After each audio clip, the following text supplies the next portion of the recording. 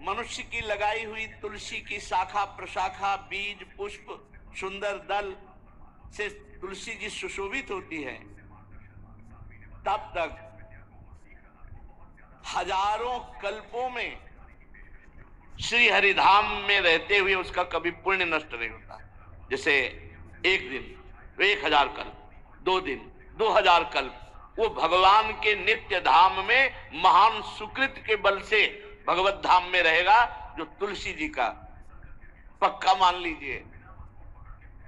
जब स्वयं सिंह से तो तुलसी जी रोपण करके तुलसी जी का एक वन लगाया और रोज नवीन नवीन मंजरी तुलसी दल लेकर प्रभु के चरणों में, कहीं न कहीं तुलसी जी की कृपा हुई। वृंदावन, ये वृंदा अधिष्ठात्री देवी वृंदावन की है, इनकी कृपा के बिना। हे चंद्रादने, संपूर्ण पत्रों और पुष्पों को जो उतार करके सम्मान पूर्वक पहले प्रार्थना करनी चाहिए। हे वृंदा देवी, हे तुलसी जी, भगवान श्री हरि की पूजा के लिए या प्रियाजू की पूजा के लिए हम आपके कुछ मंजरी कुछ दल लेकर के सेवा करना चाहते हैं, आप कृपा करके मुझे दीजिए, और फिर उतार लें। ऐसे नोचना नहीं, बहुत सम्मान से बहुत प्यार से, तो तुलसी जी प्रसन्न होते हैं। जो मनुष्य तुलसी दल से श्री हरि की पूजा करता है, कोई भी पाप उसका स्पर्श नहीं कर सकता। पूर्व में किया हुआ कोई भी पाप उसको दंड नहीं मिलेगा, जो तुलसी जी की आराधना नित्य करता है। अब इतना जल भी ना चढ़ा दे, मार पुण्य हो जाए, और तुलसी जी अंतर ध्यान अनुकूल जल, जैसे मान लो गमले पे हैं तो इतना बड़ा तांबे का रोज उससे हम भर के लोटा चढ़ा दोगे, 2-4 दिन में अंतर ध्यान हो जाएंगे तुलसी जी। बहुत विवेक से जरूरत है, मतलब भारी पुण्य होगा। अब इतना बड़ा लोटा रोज जल चढ़ाओगे तो 2-4 दिन में पीली होके अंतर ध्यान हो जाएंगे। पर इतना जल, अनुकूल जल चाहिए। एक तांबे का छोटा सा लिया, ऐसे रोज डालो, उसमें कोई फर्क नहीं, और गमला उठाकर धूप में विराजमान करो। सेवा का मतलब क्या है? जो तुलसी जी को जल अर्पित करके तुलसी जी की सेवा करता है, हरि चिंतन करता, कभी कोई पाप उसका स्पर्श नहीं कर सकता। 100 भार सोना, 400 भार चांदी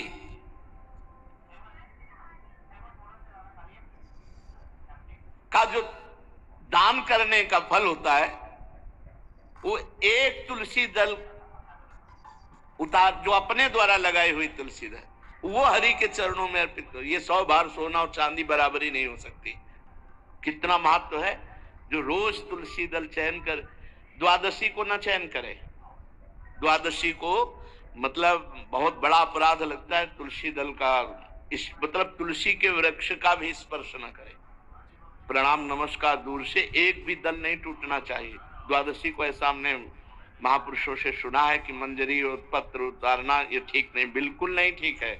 ब्रह्म हत्या का फल लगता है, अगर जो पाप लगता है अगर कोई द्वादशी को तुलसी चयन, बहुत सावधानी से। जिसके घर में तुलसी का बगीचा होता है, कई पौधे होते हैं, उसको कहीं तीर्थ जाने की जरूरत नहीं, उसका घर तीर्थ है जिसके घर में तुलसी के पौधे हैं। और यमराज कभी उस घर में किसी भी मरने वाले को लेने नहीं आएंगे। जिसके घर में तुलसी, लगा लो भैया तुलसी लगा लो घर में, काहे को यमराज को आने दोगे?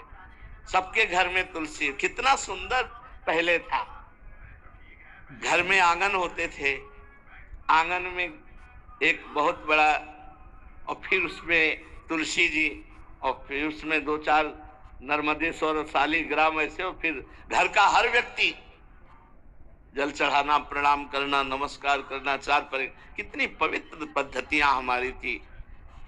जब रसोई बने, पहली गाय के लिए, फिर कुछ पक्षियों के लिए, फिर कोई संत महात्मा, कोई भिक्षु, ऐसा कितना पवित्र व्यवहार।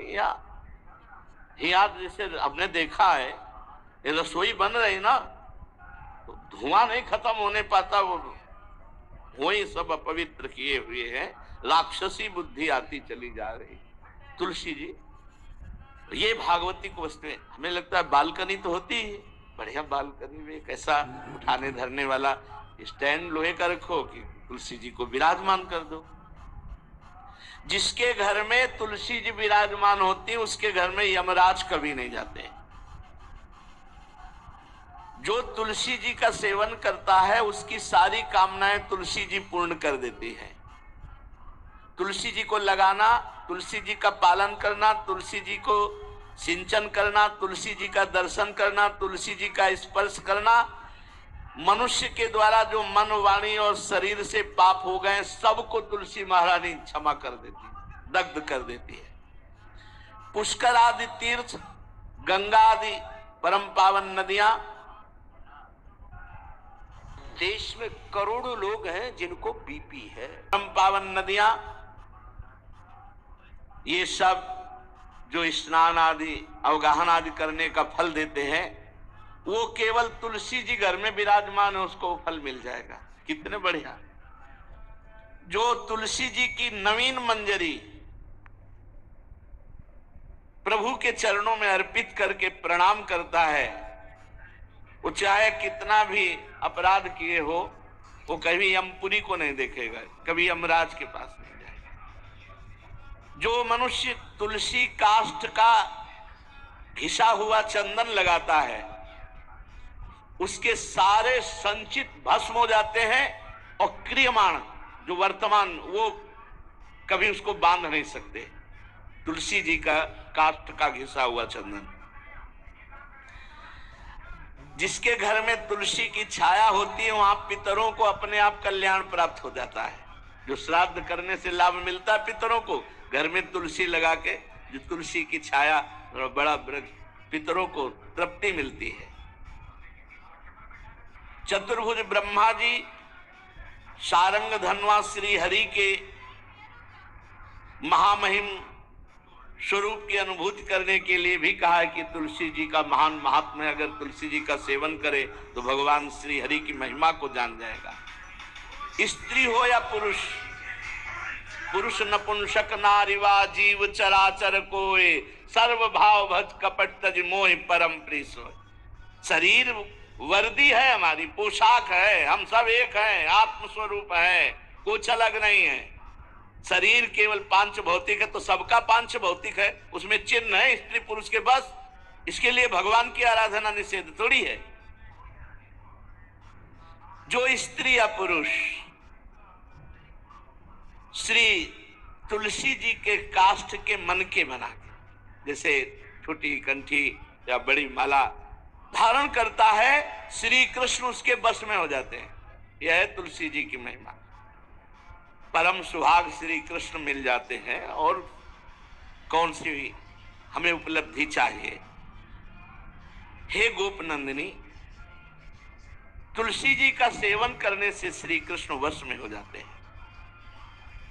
जो तुलसी की माला से नाम जप करता है, काउंटर वाली बात तो स्मृति के लिए भाई है, हम निषेध नहीं करते, नहीं बहुतों के भजन बंद हो जाएंगे, पर हम इतनी महिमा जरूर बता देते हैं कि तुलसी माला से जो नाम जप किया जाता है उससे आध्यात्मिक सिद्धि बहुत जल्दी होती है। गुरुदेव भगवान कहते जो अंगुलियों से रगड़ होती है मन का से, उसमें आध्यात्मिक ऊर्जा शक्ति तुलसी माला से। प्लास्टिक पर भाई करो, निषेध नहीं कह रहे बंद हो जाएगा, वो भी राधा राधा कहना, वो हमें बंद नहीं करना। हम कह रहे तुम जैसे बने वैसे करो, लेकिन माला का बहुत बड़ा प्रभाव है। तुलसी परम पवित्र भगवान श्री हरि की प्रिया, और उनके काष्ठ को जब हम ऐसे ऐसे नाम के साथ विशेष ऊर्जा शक्ति, आध्यात्मिक शक्ति हमें जागृत होती है।